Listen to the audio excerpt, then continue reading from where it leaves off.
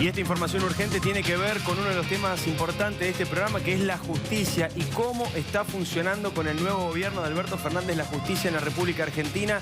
Esta información compete a Julio Miguel De Vido, exministro de Planificación y Desarrollo de la República Argentina. Julio De Vido, desde la cárcel, se niega a recibir alimentos. Está al borde de una huelga de hambre. Está a punto de sumarse a una huelga de hambre que están haciendo varios presos de los diferentes sistemas penitenciarios de la República Argentina. Esto que están viendo ahora en pantalla, esta frase de Julio De Vido diciendo "me niego a recibir alimentos", es una frase textual que Julio De Vido presentó en una carta que estamos viendo, en un escrito, pero además acaba de tuitearlo desde la cuenta de Julio De Vido, que por supuesto no la maneja él, sino su mujer, diciendo "me niego a recibir alimentos del servicio penitenciario", casi en una huelga de hambre. Lucía, buenas noches. ¿Qué tal, Diego? Buenas noches. La medida de protesta del exministro de Planificación Federal, que además en unas pocas semanas va a quedar cerca de poder ir a cumplir la prisión a su domicilio. Cumple 70 años el 26 de diciembre, pero hoy comenzó con esta protesta. No va a recibir en principio alimentos que le proporcione el Servicio Penitenciario Federal, en una extensa carta que difundió su esposa Lali Minichelli, afirmando esta situación, una queja, una protesta. Y recordemos que hace pocas semanas la propia esposa de Julio De Vido había encabezado una protesta fuera de los tribunales federales. Una Navidad sin presos políticos. Y sobre eso también tenemos muchas novedades en este día. Muy bien, a ver, ¿por qué no decimos huelga de hambre directamente? Porque a pesar de que Julio De Vido, en esta carta que veíamos recién escrita en computadora, pero también de puño y letra del detenido exfuncionario, no recibe alimento del servicio penitenciario, pero él sí come a través de la despensa. Sí. Digamos, la esposa Lali Minichelli le da dinero y le da alimentos. Sí, porque todos los presos tienen la posibilidad, no solo tienen garantizados los alimentos que le proporciona el Servicio Penitenciario Federal, sino también a través de esta suerte de cantina que funciona en la cárcel, donde los familiares pagan, dejan allí dinero depositado para que las personas que están detenidas puedan retirar los alimentos que de allí deseen. Pero además hay que tener en cuenta algo. Julio De Vido es diabético, recibe una serie de alimentos necesarios para su enfermedad que se los proporciona su propia esposa cada vez que lo visita. Muy bien, y además se está negando a ser trasladado justamente para recibir estos estudios médicos, estos cuidados médicos especiales que tiene. Hay algunos tratamientos y controles médicos que se realizan en el hospital del Servicio Penitenciario, pero hay otros que necesitan realizarse de extramuro, y él está diciendo "me niego a ser trasladado para cualquier pericia médica que la justicia le ordene", que muchas veces se ordenan estas pericias para determinar si una persona puede o no recibir, por ejemplo, la prisión domiciliaria. Muy bien, está muy cerca de quedar, no digo en libertad, pero sí con prisión domiciliaria Julio De Vido, y de regresar a su casa, al igual que otros presos célebres de la República Argentina. Por ejemplo, Lázaro Báez, que está muy cerquita de quedar en libertad. Hoy quedó en libertad el Rey de la Salada, también pagando una multa. Volvió a su casa, la casa en la cual no solamente lo habían detenido y vivía como un magnate, sino en la cual había recibido a los tiros a la policía. Quedó en libertad. Por eso el comentario de hoy tiene que ver con eso, tiene que ver con la justicia obedece a Alberto Fernández. En un rato vamos a estar conversando de eso con uno de nuestros invitados, el fiscal federal Federico Delgado, que está aquí y opina fuerte, sin pelos en la lengua, sobre la situación judicial y también la política alrededor de esto. Hay muchísimas novedades, algunas peligrosas te las vamos a estar contando en un ratito. Y mientras tanto, los chispazos, Santi, buenas noches, entre Axel Kicillof y María Eugenia Vidal. Hay chispazos, primero por la caja, ¿cuánta plata dejó Vidal? Ese fue el primer cimbronazo, pero vienen otros, vamos a contar esto, vamos a contar también, Diego, qué pasa en este momento en la Casa Rosada. Tenemos imágenes desde adentro de la Casa Rosada, donde estuvo y está todavía Alberto Fernández, y además Cristina en campaña, estuvo en la matanza. Parece que la campaña no terminó.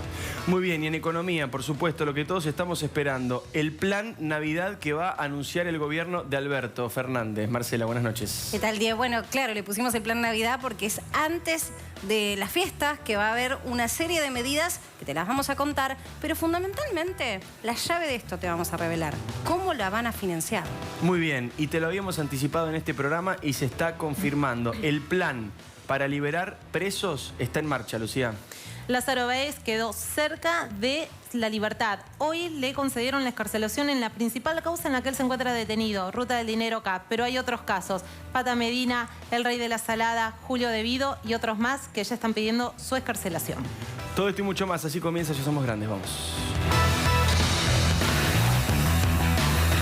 Despegar cambió para darte nuevas experiencias. Descubrilo. Despegar. Vivir viajando. Muy bien, semana intensa, pasó de todo. Lo más importante, por supuesto, tiene que ver con la asunción de Alberto Fernández y de Axel Kicillof, uno como presidente, otro como gobernador de la provincia de Buenos Aires. Y lo fundamental, y es lo que vamos a hablar esta noche, es que ya empiezan a tener consecuencias los discursos que hicieron ambos, sobre todo en materia judicial. La justicia obedece a Alberto Fernández, tanto la justicia nacional como la justicia de la provincia de Buenos Aires. En un rato los detalles, hay algunos que son verdaderamente escandalosos, pero quiero arrancar el programa con una opinión calificada, una opinión que todos estábamos esperando. Es la opinión de Jorge Lanata. Jorge Lanata y su opinión sobre Alberto Fernández. Va a haber en algún momento un enfrentamiento entre Cristina y Alberto. Lo que pasa con eso es que se adelantó. Cuando nosotros vemos cómo Cristina organizó el Congreso a su favor, ese enfrentamiento se adelantó. Enfrentamiento que se adelantó entre Cristina y Alberto Fernández, así lo define Jorge Lanata, pero la pregunta que nos hacíamos todos, que se hacía también mi viejo acá el martes, en este espacio también, cuando terminó el discurso de Alberto Fernández, ¿hay que creerle a Alberto Fernández las buenas intenciones con la justicia, por ejemplo? Responde Lanata. Después me pareció un poco de una especie de cinismo que es una lástima, porque si yo le creo la primera parte a Alberto, entro a dudar en la segunda, ¿no? Porque Alberto diciendo que en el gobierno de Cambiemos influenciaron a los jueces es cínico y es gracioso, es patético, digamos. Ellos no pueden decir que influenciaron a los jueces, perdón. Ollarvide, la absolución del enriquecimiento ilícito en este de Cristina. El próximo fragmento te vamos a mostrar de la opinión de Jorge Lanata tiene que ver con el tema central, con la columna vertebral del programa de hoy. Y es todo esto que está pasando con la justicia y cómo algunos, con la excusa de cerrar la grieta, en realidad están generando un mecanismo de impunidad en el cual muchos presos quedan libres, pero más grave todavía es que muchas causas judiciales que vienen siendo investigadas de manera muy profesional empiezan a quedar en la nada. Lo dice Jorge Lanata. Yo estoy de acuerdo con cerrar la grieta, pero no con quemar el Código Penal. Me parece que una cosa no puede tener el costo de lo otro, ¿me entendés? O sea, si cerrar la grieta significa que no hay más delitos, y no, estamos mal. Me parece que no, que en ese caso yo no quiero cerrar la grieta. Prefiero mantener una grieta y que se entienda que tiene que haber delitos, digamos. Qué frase fuerte la de Jorge, ¿no? Yo quiero cerrar la grieta, lo que no quiero es quemar el Código Penal. Que con la excusa de cerrar la grieta en realidad no empiecen a caerse causas judiciales que han sido fuertemente investigadas en la República Argentina, como ya está empezando a ocurrir, o que algunos jueces no pequen por temor o por complicidad y empiecen a olvidarse de pruebas fundamentales que existen en la justicia y que se están mostrando, por ejemplo, en algunos juicios orales que ya se están desarrollando. Veremos en un instante más información que es preocupante. Polémico también Jorge Lanata sobre la situación impositiva. Él dice, los que más tienen, ¿podemos pagar más? Mira. Que se pueda pedirle a los que más pagamos que paguemos más, digamos, me parece justo, digamos, no... ya sea aumentando bienes personales o incluso aumentando ganancias también, digamos, no me parece mal. Muy bien, y yo te decía recién que esto último de Jorge Lanata, de la excusa de cerrar la grieta para meterse en las investigaciones judiciales, es uno de los peligros que nosotros observamos y venimos anticipando en el programa. Lucía en un rato nos va a contar cómo se ha confirmado este plan para liberar presos. El caso más emblemático del día es Lázaro Báez. Yo te lo cuento rápido, después Lucía te da los detalles, pero básicamente lo que pasó es que se cayó una de las prisiones preventivas que tenía Lázaro Báez. No queda en libertad porque tiene otra causa en la cual también tiene una prisión preventiva, pero dicen los que están cerca de los tribunales que es cuestión de tiempo, que si se cayó la preventiva en esta causa, naturalmente se va a caer. Otra decisión de la justicia, apenas 2 días después de que Alberto Fernández hiciera su discurso inaugural ante la Asamblea Legislativa, se reabrió la causa Maldonado. La causa Maldonado, que se había cerrado luego de una autopsia con más de 30 peritos de todas las partes intervinientes que coincidieron en que Maldonado se había ahogado, se reabrió. Se cayó el sobreseimiento que había sobre el gendarme de Chazú, el que habían acusado por la muerte de Maldonado.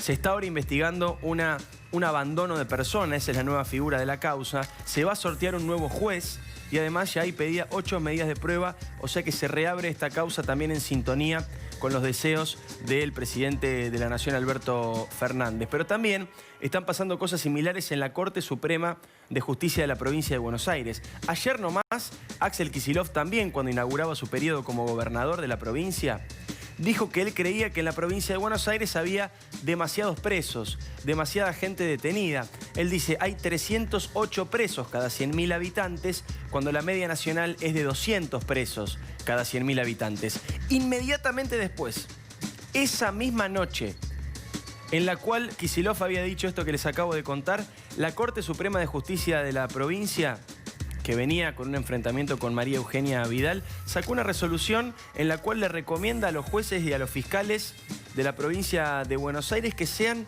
lo más restrictivos posibles a la hora de dictar prisiones, que busquen métodos alternativos para que la gente no quede detenida en las cárceles bonaerenses. Algunos métodos como por ejemplo la tobillera electrónica, que ya vimos en el caso Conci, lo mal que funciona, y otros métodos como recurrir al patronato de liberados, que el patronato de liberados, me atrevo a decir que jamás funcionó como corresponde en la provincia de Buenos Aires. Nadie se hace cargo de los presos en libertad. Otra de las herramientas que recomienda la Corte Suprema bonaerense después del pedido de Kicillof es, por ejemplo, que vuelvan las libertades anticipadas y que 6 meses antes de que se cumplan los mínimos para hacer una libertad anticipada, se pueda liberar al preso y dejarlo en la calle. Para entenderlo en lenguaje llano, lo que está diciendo hoy la Corte Suprema de Justicia de la provincia de Buenos Aires es lo siguiente: que sea mucho más fácil salir de la cárcel y que sea mucho más difícil entrar a la cárcel. Hoy hablaba en la radio con Alfredo Cornejo, diputado nacional y uno de los referentes de la oposición, y él dijo que según su experiencia como gobernador de Mendoza, liberar presos de esta manera genera mayores índices no solamente de inseguridad, sino también de violencia en los delitos. Por supuesto es una opinión, lo estaremos conversando con Federico Delgado, que trabaja hace rato en la justicia y entiende perfectamente esos temas. Con respecto a la provincia de Buenos Aires y a la justicia, hoy volvió a ocurrir también una cosa muy grave. Y es que Axel Kicillof, por decreto, decidió nombrar a 2 funcionarios que están procesados, pero en el decreto de nombramiento decide Axel Kicillof que los nombra igual a pesar de ese procesamiento. Ahí lo estamos viendo, porque se trata de funcionarios que fueron perseguidos por la justicia. Utiliza incluso la palabra lawfare, que es esta palabra que se puso muy de moda y que utiliza Cristina Kirchner y Alberto Fernández cuando quieren pedir la libertad de los presos y de los exfuncionarios que están detenidos. Es muy curioso lo que pasa con este tema en la provincia de Buenos Aires, porque la ley provincial dice que hay empleados, cuando uno quiere contratar a un empleado de la provincia de Buenos Aires, no puede tener antecedentes penales. Pero si uno contrata funcionarios políticos, como por ejemplo Daniel Goyán, ministro de Salud, que está procesado en el Plan Cunita, o Cristian Girard, que va a ser titular de ARBA, que está procesado en la causa del Bar Futuro, ellos sí pueden tener procesamientos, no hay ningún problema con eso. ¿Se dan cuenta del ridículo de lo que estamos hablando? El que te atiende en el mostrador de ARBA cuando vas a hacer un trámite no puede tener antecedentes penales, no puede estar procesado, pero el presidente del organismo sí. Y efectivamente eso es lo que ha decidido Axel Kicillof con este texto que tenemos acá atrás. Dicho proceso, se refiere a los de Goyán y de Girard, se encuadra bajo el concepto de lawfare, entendido como el uso indebido de instrumentos jurídicos para fines de persecución política. Lo decide unilateralmente el gobernador de la provincia de Buenos Aires. ¿Qué caso sí y qué caso no es un caso de lawfare, si es que efectivamente existe tal cuestión? Lo hablaremos también con Federico Delgado. Algunas cuestiones también importantes para marcar y por qué yo considero que uno tiene el legítimo derecho de poner por lo menos 1 milímetro de duda sobre lo que fue el discurso de Alberto Fernández el día de la Asunción. Cuando Alberto Fernández plantea que no va a haber más persecuciones judiciales, que no va a haber más operadores judiciales, que no va a haber persecución contra el que piensa distinto, uno tiene el derecho de preguntarse por qué no habría en este caso, si tanto Cristina Kirchner, quien estaba a su lado, como él mismo, cuando era jefe de gabinete de aquellos gobiernos, llevaban adelante, encabezaban ambos junto a Néstor Kirchner estos actos en la República Argentina. Pero no solamente además una percepción que uno puede tener mirando lo que ocurría, mirando hacia el pasado. También ahora hay algunos indicios de cosas que a uno le podrían llamar la atención. Por ejemplo, lo hemos dicho, el nombramiento de Carlos Zanini como procurador del Tesoro. El procurador del Tesoro es el jefe de los abogados del Estado. Y quien los va a manejar es Carlos Zanini, que no solamente está procesado, que no solamente estuvo detenido 100 días, sino que además fue el artífice de la cooptación judicial, primero en Santa Cruz, cuando fue miembro de la Corte, y después a nivel nacional, cuando era secretario legal y técnico, primero de Néstor y después de Cristina Kirchner. Pero además hay otros elementos. Por ejemplo, Alberto Fernández dice que va a intervenir la AFI, que va a intervenir la Agencia Federal de Inteligencia de la República Argentina y que no quiere más operadores judiciales. Pero ¿saben quién es el segundo de Justicia en la República Argentina? ¿Quién va a ser viceministro de Justicia en la República Argentina? Juan Martín Mena. Un hombre que virtualmente manejaba la inteligencia durante el último periodo de Cristina. Cuando Parrilli fue nombrado al frente de la Secretaría de Inteligencia, el segundo, el hombre que manejaba, el hombre del día al día, el que llevaba las cuestiones, era verdaderamente Juan Martín Mena. Un verdadero operador judicial, un espía de la gestión anterior, viene ahora a comandar el Ministerio de Justicia de un gobierno que supuestamente viene a eliminar a los Martín Mena de la Argentina. Sin embargo, aparece nombrado también en un cargo importante. Martín Mena también está procesado. ¿Saben por qué está procesado? Por el memorándum con Irán. La denuncia de Alberto Nisman. Juan Martín Mena fue miembro informante en el Congreso de ese pacto con Irán que terminó siendo la denuncia por encubrimiento del fiscal asesinado Alberto Nisman. Y además Cristina, que es por supuesto quien puso allí a Martín Mena, tiene un representante en el Consejo de la Magistratura, lo tiene a Carlos Zanini en la Procuración del Tesoro y lo tiene a Julio Alac como ministro de Justicia.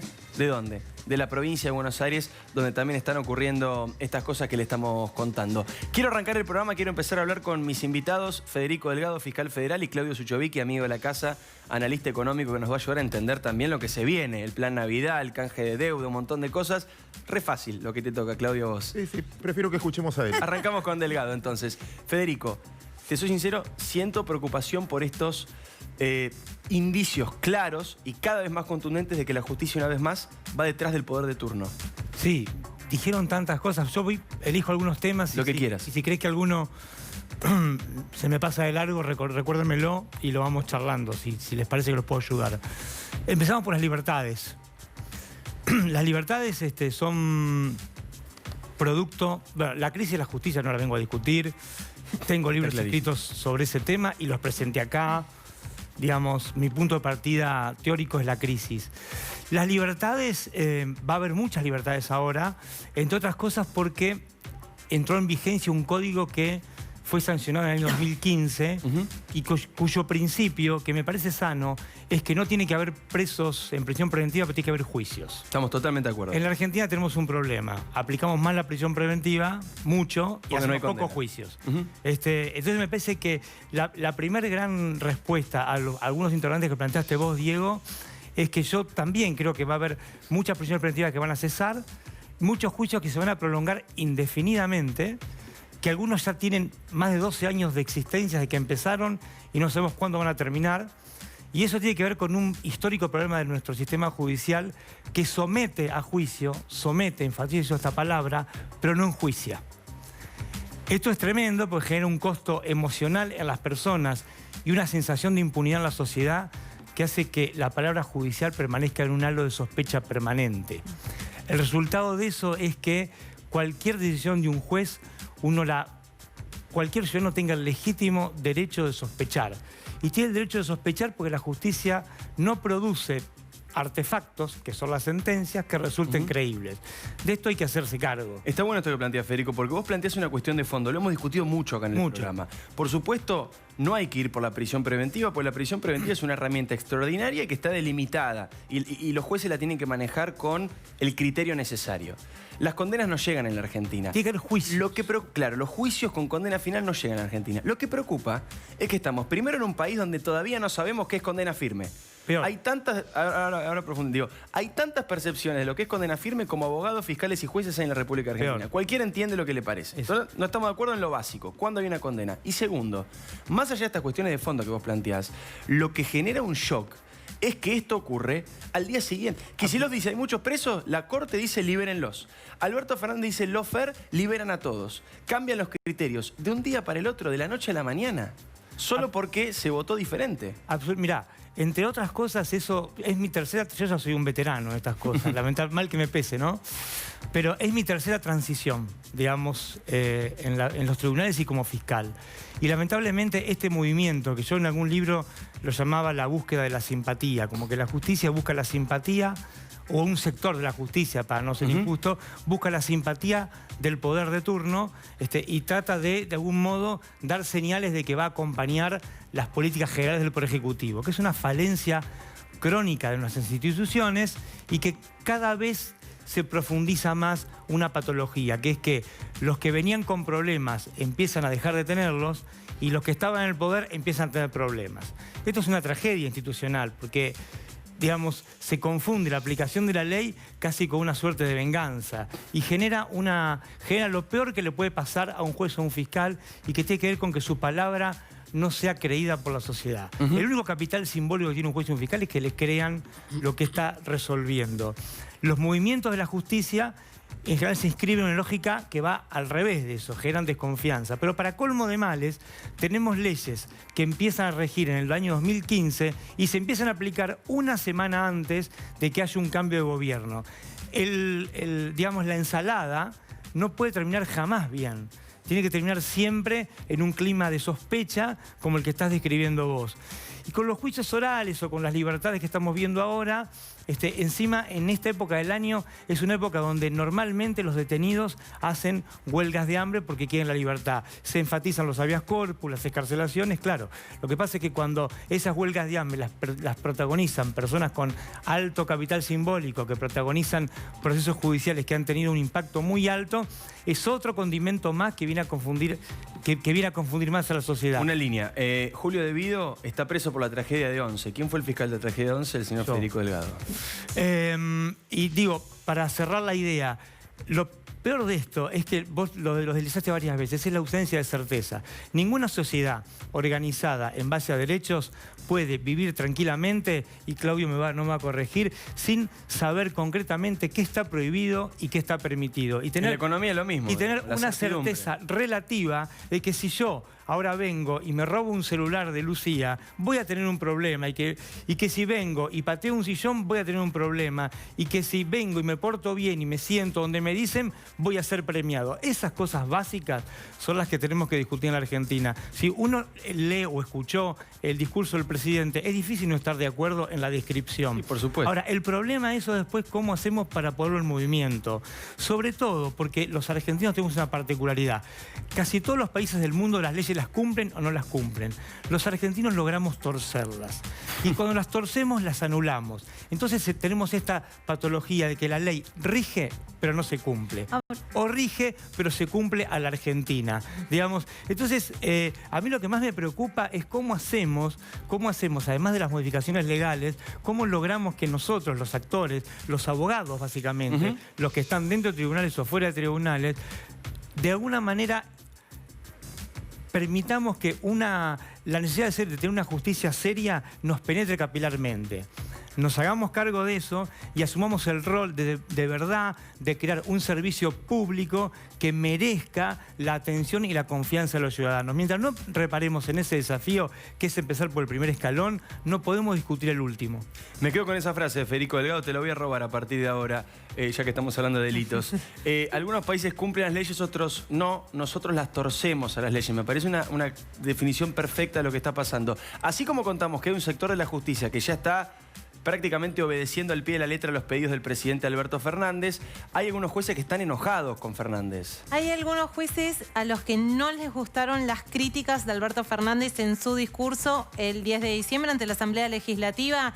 Hay al menos 3 puntos que muchos jueces critican en los tribunales federales sobre estas palabras del presidente.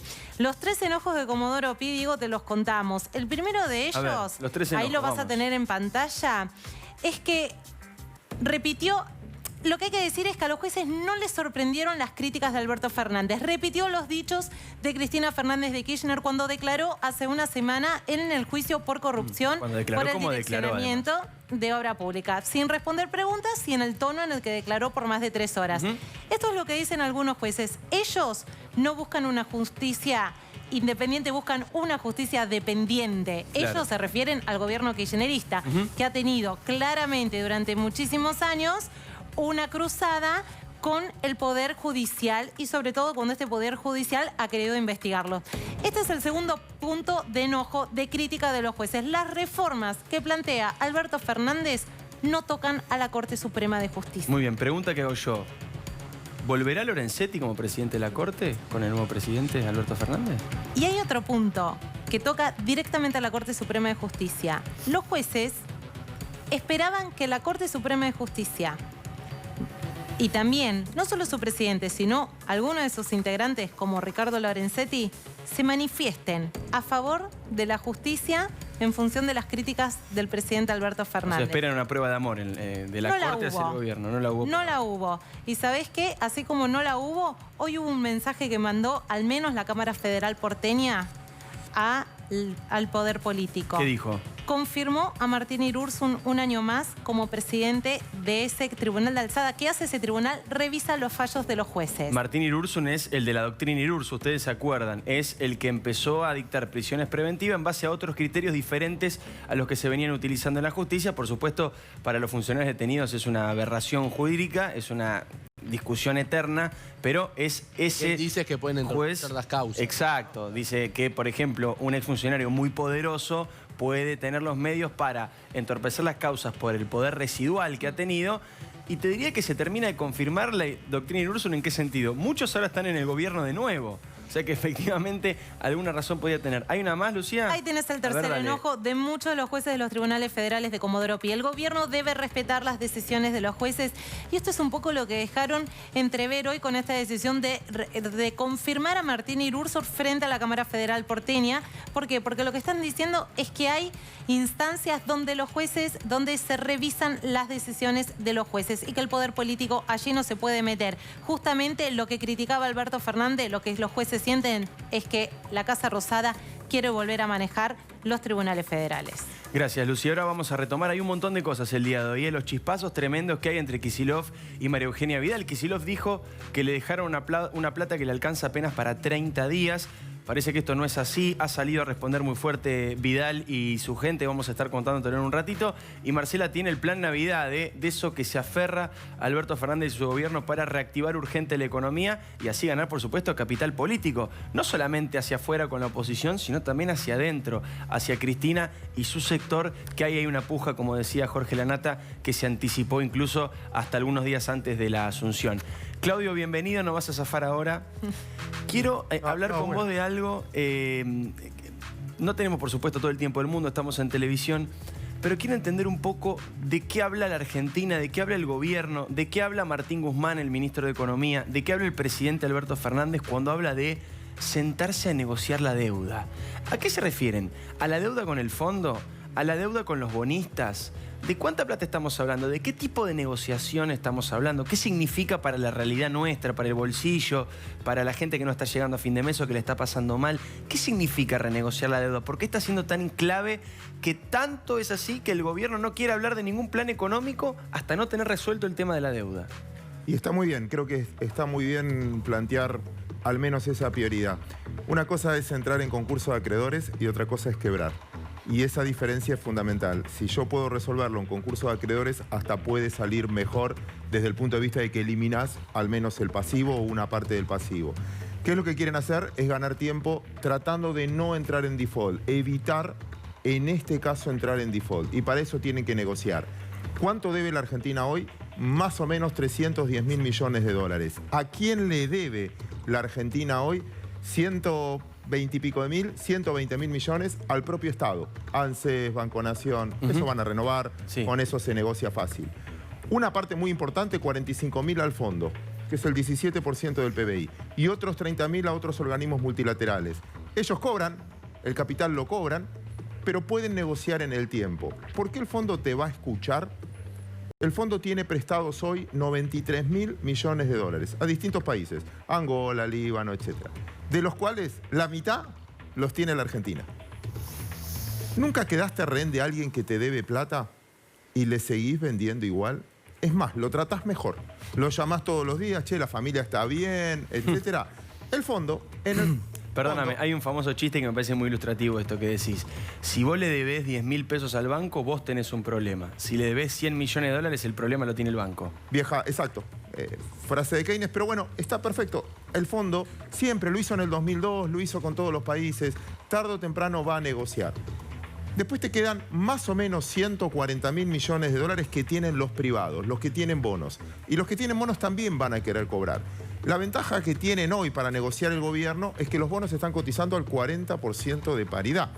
Con lo cual, si vale 40 y me haces una oferta mejor, puedo llegar a aceptarla. No hace falta quita, sino extender los plazos. ¿Qué quiere lograr el gobierno?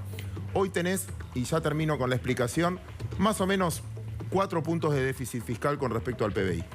3,5 de esos 4 son deuda, intereses de deuda y deuda. Si yo logro prorrogarlo por 2 años, me queda solo financiar ese déficit que lo puedo resolver o llevar más fácil. Correcto. ¿Qué sabemos todos hasta ahora? Creo que independientemente de las intenciones, creo que es vox populi. Argentina tiene un déficit fiscal primario de entre el medio y el 1% de su PBI. ¿Qué significa primario? Porque están todos también en esa discusión. Pero es déficit primario, es déficit secundario, eso es una mentira, es un invento. Vos ganás 30.000 pesos por mes y estás gastando 35. Sí. De los 35 que gastás, 3.000 son por la tarjeta de crédito. Y 10.000 porque, bueno, lo de la tarjeta de crédito te vas a negociar, pero te quedan 2.000. Correcto. Que es... Sigo gastando más de lo que me ingreso. Alguien me tiene que prestar. Vino al programa para preguntarle a ustedes. ¿Alguien financiaría voluntariamente con sus ahorros hoy, estando reprogramando la deuda al Estado Nacional? Por supuesto que no. No. Como no hay voluntarios, ¿qué más sabemos?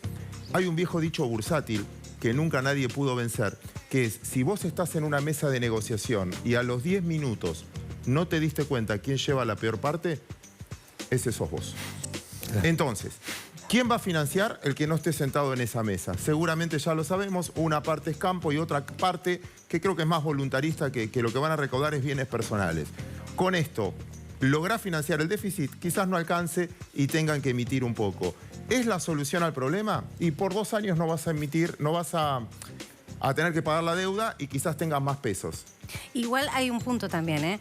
Porque vos estás hablando y lo traigo a colación porque es una gran discusión que están teniendo y van a empezar a tener con los gobernadores. Vos estás hablando de la negociación de deuda nacional, pero hay deuda en dólares que emitieron prácticamente todas las provincias con vencimientos acá a la vuelta en enero y están las provincias mirando a Nación diciendo ¿y qué van a hacer ustedes con la deuda? Porque yo no sé cómo salir a renegociar si ustedes no salen a negociar la propia. Es decir, ese poder de fuego que podría llegar a tener porque los bonos están valiendo cada vez menos, lo tienen que hacer porque ese es el otro condimento, Sucho. Sí. Ya lo tienen que hacer. Te lo tomo, probablemente no bajen entonces ingresos brutos, pero muchas de las provincias tienen superávit todavía. Después es una cuestión de negociación. El que tiene que pagar dice, no puedo pagar, no puedo pagar, no puedo pagar. Y el que tiene que cobrar, sí puedes pagar, sí puedes pagar. Claro. Es parte de la negociación que es obvio y que vamos a vivir. Pero déjame cerrar con un comentario que para mí es bastante relevante. Y ahora te quiero seguir preguntando, porque me gusta la clase para entender, porque es un tema del cual hablamos todo el tiempo.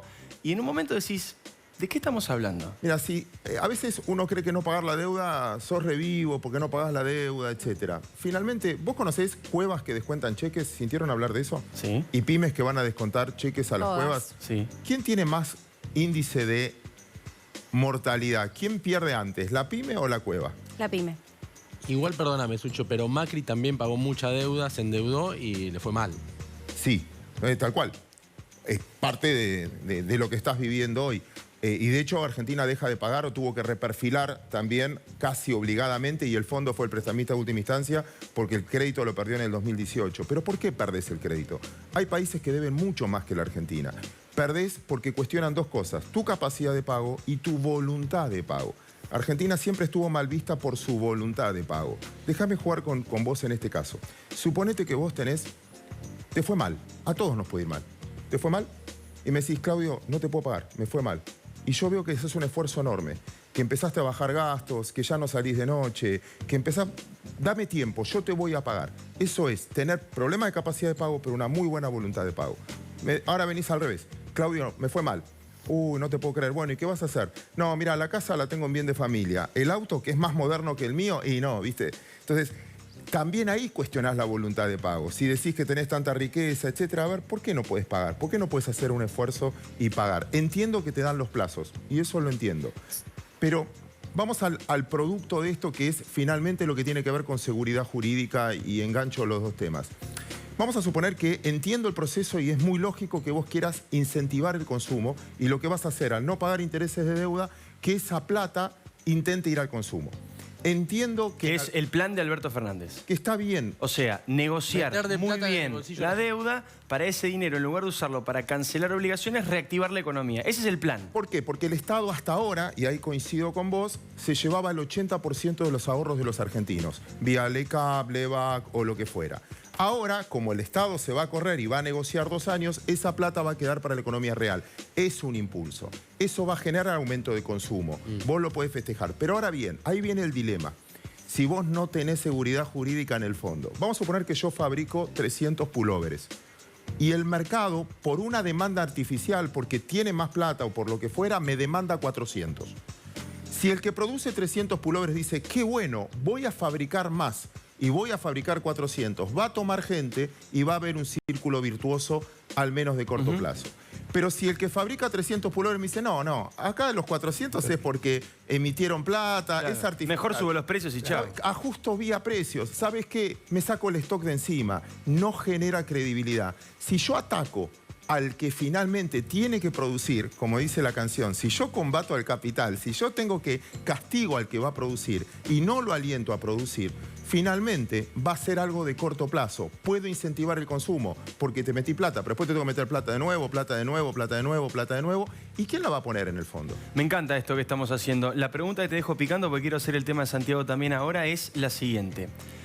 Pongámonos en la piel de Martín Guzmán, ministro de Economía.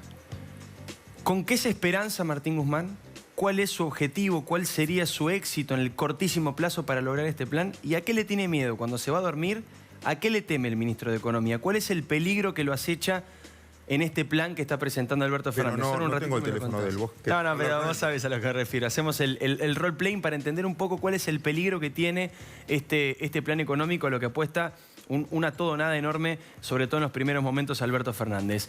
Hablando de Alberto Fernández, secretos de la Rosada, Santiago Fioriti, indiscreto, estuvo ahí consiguiendo información, hasta imágenes, Santi. Estuve hasta hace un rato nomás en la Casa Rosada, Alberto Fernández. Ayer se fue 23:30 de la Casa Rosada, hoy volvió muy temprano, tuvo muchas reuniones. Hoy lo nombraba Samena, por ejemplo, fue uno de los que se reunió con Alberto Fernández, se reunió con la ministra Lozardo de Justicia, tuvo un montón de reuniones paralelas con distintos gobernadores, por ejemplo Sergio Uñaca, a quien vi salir de la Rosada muy tarde, y además estuvo en la Rosada reunido, o por lo menos hablando cotidianamente, habló bastante por teléfono, me dijeron, con Carlos Zanini. Tenemos una foto de Carlos Zanini entrando a la Casa Rosada hoy, entró directamente por el Salón de los Bustos, allí donde está la imagen, por ejemplo, de Néstor Kirchner. Mira, tenemos la imagen, la foto es de Rosario Ayerdi, periodista de Perfil, que estaba también. Ahí está. Un beso a Rosario Ayerdi. Volvió... Mirá, volvió Zanini. Zanini a la Casa Rosada. ¿Te acordás que decían que era el monje negro de Cristina? Bueno, en esta foto está así como en la sombra, ¿no? Como en la oscuridad. Me cuentan que Alberto Fernández, hablabas de infidencias, está muy enojado con el estado en el cual encontró la Casa Rosada. Tenemos algunas fotos, por ejemplo, de algunos sectores que están en reforma. Él dice que no se la dejaron en condiciones, se quejó por el aire acondicionado. ¿Me contás lo del aire acondicionado? Contámelo ahora, porque fue como una chicana. Dijo Alberto Fernández, bueno, se nota que no iba nunca al despacho porque el aire acondicionado no funcionaba. Claro, bueno, en realidad el tema es así. Me cuentan que Alberto Fernández en la primera reunión, en su despacho, dijo, qué calor que hace, qué calor, suban el aire. No encontraban el control del aire, pero al mismo tiempo después cuando lo encontraron parece que no lo podían bajar. Y me contaban hoy que Mauricio Macri lo usaba en 25 grados y que nunca tenía calor. Bueno, eso es lo que te iba a decir. Vos tenés la información, pero conceptualmente, y esto es algo que era público, por eso me sorprendió la frase de Alberto Fernández, Macri obligaba a todos los ministros y a todos los funcionarios de Casa de Gobierno a no utilizar el aire en menos de 25 como mucho 24 grados por toda esa cuestión de concientización energética. De hecho, perdón, Santi, me acuerdo de un acto que hubo en CIPEC, que es obviamente una fiesta anual muy importante que hace la sociedad civil y demás, donde Mauricio Macri lo primero que dijo cuando se sube al escenario fue: acá hace mucho frío, el aire tiene que estar en 24. Era como una batallita permanente de Macri lo del aire. En Japón, y en Japón los funcionarios no lo pueden poner a más de 25 grados. Y eso fue lo que trasladó a la Casa Rosada. Bueno, es cierto también que hacía mucho calor en Buenos Aires ayer. Y Alberto Fernández tenía calor, le quisieron subir el aire, no andaba, pero hoy hubo 8 personas arreglando el aire acondicionado muy temprano. Alberto Fernández hoy pasaron, por ejemplo, le hicieron una limpieza le entraron los perros antibomba al despacho muy temprano y allí se aseguraron de que el aire acondicionado funcionara. En la Casa Rosada... ¿Ya funciona? Funciona. Nos alegramos. Lo que no hay es leche ni café, por ejemplo. Pidieron café a algunos funcionarios y no había café en la Casa Rosada. Cosas que tienen que ver con la transición. Por ejemplo, en el bar de la Casa Rosada hoy, en un momento se cortó, nadie podía comprar ni café, ni sándwich, ni almuerzo, porque a las 3 de la tarde cerraron, no había mercado. Bueno, igual supongo que en los primeros días es esto, ya rápidamente irán a suministrar. Mira, ahí estamos viendo el bar, ese es el bar de la Casa Rosada. Sí. Allí, hay que decir que también, digo, la gestión anterior se había quejado de que había recibido realmente una casa en muy mal estado, y vos estás mostrando el bar y los empleados que en definitiva empezaron a comer en la Casa Rosada, en la gestión de Cristina Fernández de Kirchner se cruzaban a comer a otro lugar. Y los periodistas también. Digo, como se dice una cosa, se dice otra. Y muchas de las cosas que están pasando en la Casa Rosada hoy es que la Casa Rosada estaba en refacción. De hecho, los periodistas teníamos que entrar por un lugar paralelo porque se estaba refaccionando. Si no llegaron al traspaso de mando, una refacción, se puede cuestionar eso. Ahora, que está en mal estado. Ahora, igual pones una pavada así de esas que de golpe, viste, se te cruza un centímetro tal vez de sentido común o de ignorancia, no lo sé. ¿Por qué cada vez que llega un presidente modifica la Casa Rosada, modifica la Quinta de Olivos, hace reformas, cambia los cuadros? Déjense de joder. Esto lo tendríamos que estar discutiendo a 4 meses de la gestión. O cuando tenés resueltas muchísimas cuestiones. Arrancá. No lo digo ahora específicamente por Alberto Fernández, no tengo que explicar que soy muy crítico de la gestión. Lo digo en general. Arranca un presidente nuevo, arranca un gobernador nuevo. Y estoy hace 2 días escuchando, por supuesto es divertido, es gracioso, pertinente, pero hace 2 días estoy escuchando que están discutiendo si el cuadro que estaba acá en realidad iba allá, que van al acervo de arte que tiene la Casa Rosada y se ponen a elegir qué cuadro toca acá, qué cuadro toca allá. Está buenísimo, es importante, es una cuestión vinculada a la cultura y a la sociedad en general y hay que hacerlo. Pero puede ser a los 6 meses de gobierno, no es necesario ir a elegirlo. Insisto, no es grave, no es importante, pero es todo, va sumando lo simbólico. Que estén discutiendo 2 expresidentes o un expresidente y un presidente por el aire acondicionado. No, que son indicadores de lo que es el debate de nuestra vida pública, digamos. No me importa la Casa Rosada como está. Creo que tenemos prioridades los argentinos bastante más importantes y profundas. La economía, la vida institucional, la pobreza, los delitos, la marginalidad, los colegios que se caen, los maestros. Digamos, es tan grande la agenda. Me parece que detenernos en eso es complicado. Pero en un punto, perdón por el rasgo gramsciano, también explica un poco el estado de nuestra vida pública, ¿no? Totalmente. Digo, nosotros tenemos que hacer, lo estamos contando, porque es lo que se está discutiendo ahí. Porque está ocurriendo es que lo estamos mostrando, Bueno, algunos funcionarios pidieron que les cambiaran los muebles, por ejemplo. Claro, Iván, sentate en el sillón que está. Y después a los 3, 4 meses, cuando más o menos arrancó la máquina, decís, bueno, mejoremos esto, cambiemos esto, poneme el otro cuadro que me parece mejor, no sé, Rómulo Machó me gusta más que el... Un día ya quieren otros muebles. También este sistema, este sentimiento fundacional que tienen todos los gobiernos que llegan. Totalmente. Hay que refundar la patria, hay que hacer todo de vuelta. Hay que pintar de nuevo todo. Hay que cambiar la Casa Rosada, hay que iluminar los edificios de vuelta, hay que sacarle la luz, hay que... Cada uno quiere dejar una impronta en cuestiones que no sé si hacen tanto a la identidad de un gobierno. Bueno, pasó con el Ministerio de Desarrollo Social y la flamante imagen de Vita, claro, si se iluminaba o no. A las 20:25 lo iluminaron. Bueno, no, te decía que con lo que sí está muy contento Alberto Fernández es con el estado de la Quinta de Olivos. Le elogiaron a Julián Aguada el mantenimiento y sobre todo me parece que van a volver los partidos de fútbol en Olivos. Qué bueno. Hay varios que ya se anotaron. Importante. Alberto Fernández va a atajar en un equipo y me cuentan que... Alberto Fernández es arquero, es verdad. Ese es un dato interesante. Vuelve el fútbol en Olivos, que nunca se fue en realidad porque la gestión macrista también... Claro, eso escuché también. Dice, vuelve el fútbol, pero en realidad también juegan al fútbol con Macri. Miércoles era casi una obligación para muchos funcionarios y voceros macristas estar en Olivos jugando al fútbol. Bueno, lo importante ya está definido. Señores, señores, nos vamos a ir a la pausa. Este aporte el último dato. A ver, dale. Alberto Fernández hoy por hoy es arreglar el tema de la deuda. Claro, por eso arrancamos con la eso. La obsesión de Alberto Fernández, estamos hablando de cosas que por ahí parecen superficiales, pero la obsesión de Alberto Fernández por estas horas es arreglar la deuda. Está claro y está muy bien. Después meter plata en el bolsillo de la gente. Está claro y está muy bien. Pero por eso fue un comentario y por eso advertí. Tal vez es una pavada mía, pero hace 2 o 3 días que me voy escuchando esto y digo, basta, hermano, basta de los cuadros, basta de las alfombras, basta de la pintura. En un rato el plan Navidad de Alberto Fernández, esto que estamos debatiendo, estamos contando, qué quiere hacer el gobierno de Alberto Fernández para reactivar la economía, para paliar un poco la situación económica en estas fiestas. Y la pregunta que le hice a Claudio Suchovicki, ¿en qué pensará? ¿A qué le tendrá miedo Martín Guzmán? Por supuesto es un juego. Digo, ¿cuál es el riesgo del plan económico y cuál puede ser el beneficio si le sale bien? Y con Federico Delgado sobre la justicia. Quédate.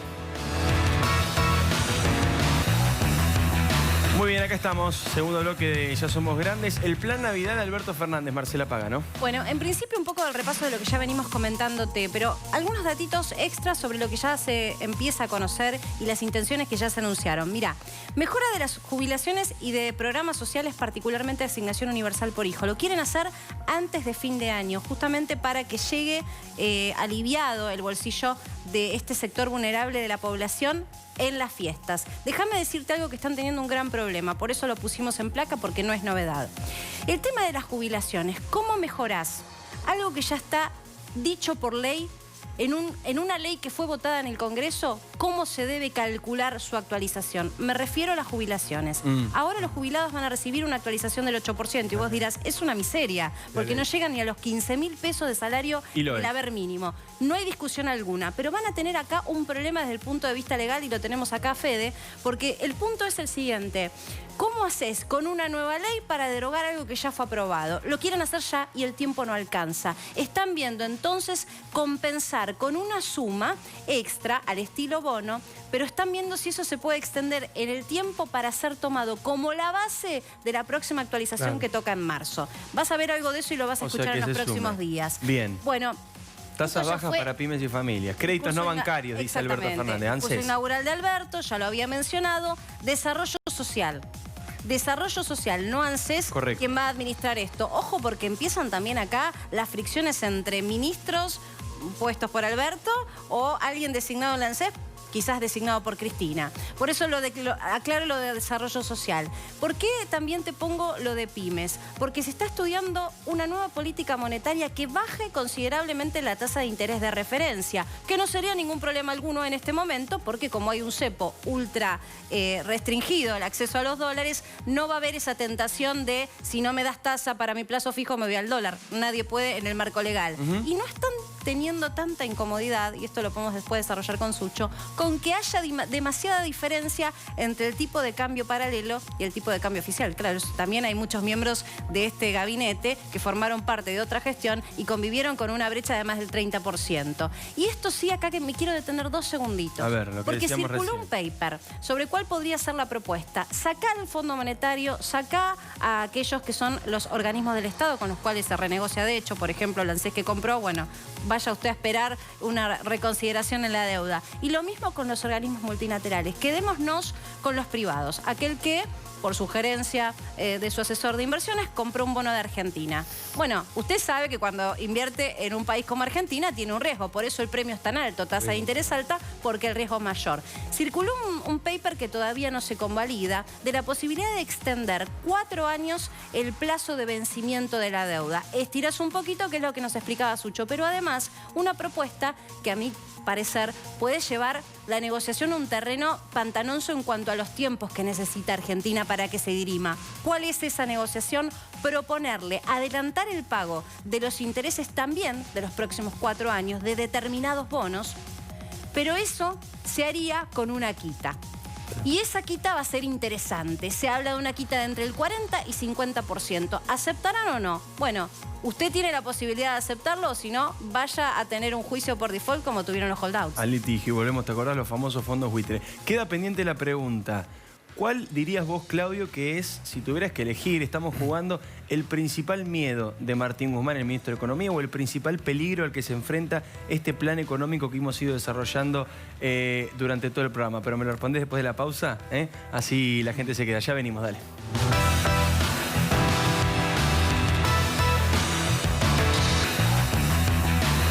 Nos estamos despidiendo, ha quedado pendiente. ¿Cuál crees, Claudio, que puede ser el principal miedo o el principal peligro en lo económico para el ministro Martín Guzmán?